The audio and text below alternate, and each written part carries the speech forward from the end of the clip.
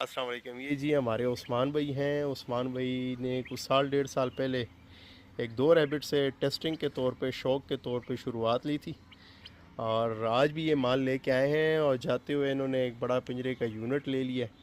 तो अब इनसे पूछते हैं कि ये फार्म साइज़ बढ़ा रहे हैं, क्या कर रहे हैं, शौक़ बढ़ा रहे हैं, फ़ायदे में जा रहे हैं, नुकसान में जा रहे हैं। तो बताइएगा जी कि कैसा तजुर्बा रहा है और ये पिंजरा क्यों लेके जा रहे हैं। जी आदिल भाई, ये खरगोश मैंने आपसे लिए थे। 2 माह से मैंने शुरू किया था। तो माशाल्लाह ये काफ़ी बेहतर ब्रीड है, इनकी अच्छी नस्ल है।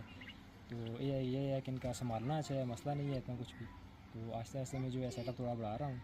तो ये है कि इनकी फ़रोख्त करने का भी कोई मसला नहीं है, जब जितने हो वो आपको आके दे देते हैं।